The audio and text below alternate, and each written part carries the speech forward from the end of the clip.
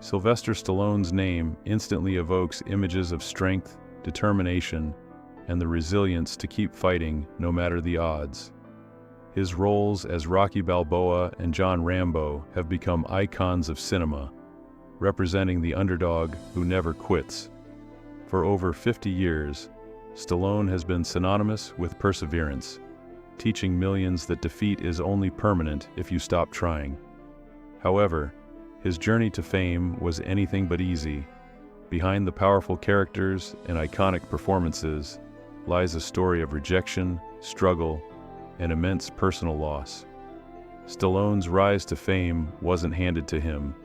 It was forged in the most brutal fires imaginable, beginning with a childhood marked by hardship, rejection, and physical deformity that made him the target of ridicule. A rough beginning. Stallone's early struggles. Sylvester Stallone's battle began the moment he was born. On July 6, 1946, complications during birth left his face partially paralyzed. The forceps used during delivery caused damage to his nerves and muscles, affecting his speech and appearance. This physical deformity marked him as different from the moment he entered the world. Stallone's parents, Frank and Jackie, both struggled with their own issues, and the young Stallone often found himself neglected in an environment of chaos. His mother, obsessed with astrology and fame, saw him as an embarrassment, while his father's harsh demeanor only added to the tension. Sylvester was often shuttled between relatives and boarding schools, growing up in a fractured environment that left him feeling unwanted. Facing bullying and rejection, Stallone's school years. School was no refuge for Stallone. The other children mocked his slurred speech and drooping lip, turning his deformity into entertainment. Teachers dismissed him as slow and difficult, assuming his speech impediment was a reflection of his intelligence. This left Stallone isolated and angry. By the time he was a teenager, he had been expelled from multiple schools, not because he lacked intelligence, but because he fought back against the bullying and humiliation. His inability to defend himself with words led him to defend himself with his fists. Despite the cruelty he faced, Stallone's fighting spirit was born in these moments. His rage became a survival instinct, and it was this very instinct that would carry him through the darkest years of his life. A desperate dream, pursuing acting against all odds. At 16, Stallone's mother sent him to a private school in Switzerland, not out of care, but to remove him from her life. It was there that Stallone sank into a deep depression, feeling completely alone. He later admitted that he considered ending his life, but something inside him refused to disappear. The dream that kept him going was an absurd one. He wanted to become an actor.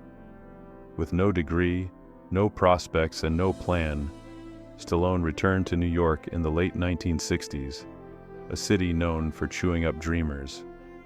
Armed with only $40 and a duffel bag, Stallone faced an uphill battle. Casting directors saw his face, heard his speech, and dismissed him without a second thought. Struggling to survive, Stallone's early days in New York. Stallone's early days in New York were marked by desperation. He cleaned lion cages at the Central Park Zoo for $112 a week, and often slept in the Port Authority bus station, using his jacket as a pillow. With nothing to his name, he pawned his clothes, sold his wife's jewelry, and in one of the most heartbreaking moments of his life, sold his dog, Butkus, for $50 to a stranger. Later, he would reflect on this as one of his most painful decisions, saying, "I didn't have a choice. I couldn't feed him. I couldn't feed myself." His rock-bottom moments were quiet and suffocating, a far cry from the action hero he would eventually become. But it was during these years of struggle that Stallone found the determination to keep moving forward. The turning point: writing Rocky.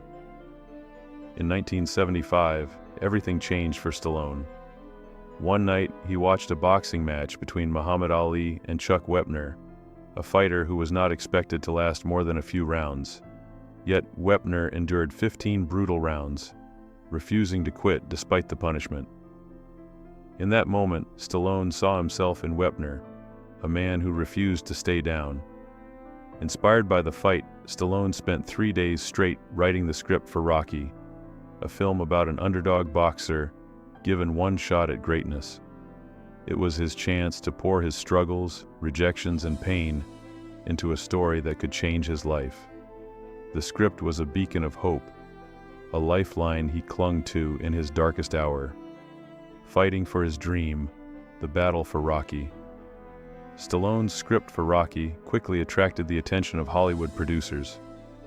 United Artists saw potential and offered him large sums of money to sell the script, but with one condition: Stallone could not star in the film. They wanted Ryan O'Neal, James Caan, or Burt Reynolds, anyone but Stallone. Despite being broke and desperate, Stallone knew that if someone else played Rocky, the character would lose its authenticity. "If I didn't play Rocky, the character would just be another Hollywood hero," he said. "But if I played him, he'd be real, because I was him."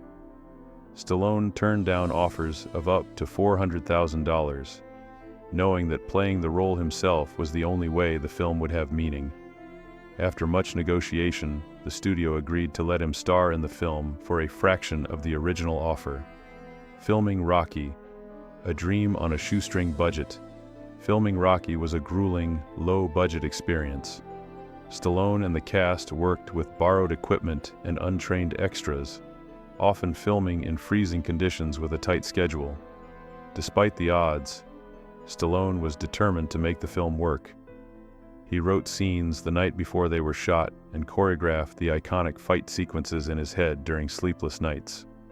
When Stallone received his first paycheck, he tracked down the man who had bought his dog Butkus and paid $15,000 to get him back. "I overpaid," he later admitted, "but I didn't care. I got my dog back. That meant everything." The film, made for a mere $1 million, went on to become a cultural phenomenon, grossing $225 million worldwide and winning the Academy Award for Best Picture. The rise to fame. Stallone becomes a superstar. With the success of Rocky, Stallone's career was catapulted to new heights. Hollywood, which had once dismissed him, now saw him as a star. Rocky made him one of the most recognizable names in the world, and he quickly followed up with Rocky II, Rocky III, and Rocky IV, each earning hundreds of millions at the box office. But Stallone wasn't just known for his boxing films. In 1982, he introduced the world to John Rambo in First Blood, a portrayal of a traumatized Vietnam War veteran. The Rambo films, along with the Rocky series, solidified Stallone as one of the most bankable stars of the 1980s. He became a symbol of strength and resilience, both on-screen and off. Stallone's peak and the shadows of the 1990s. In the mid-1980s, Stallone was at the top of his game, earning $12 to $15 million per film and enjoying the lavish lifestyle that came with his success. He owned mansions, helicopters, and car collections worth millions. He was celebrated by presidents and adored by fans worldwide. However, as the 1990s approached, the entertainment industry began to change, and Stallone's brand of earnest, muscular action heroes became outdated. The audience's tastes shifted toward irony and self-awareness, leaving Stallone's straightforward sincerity behind.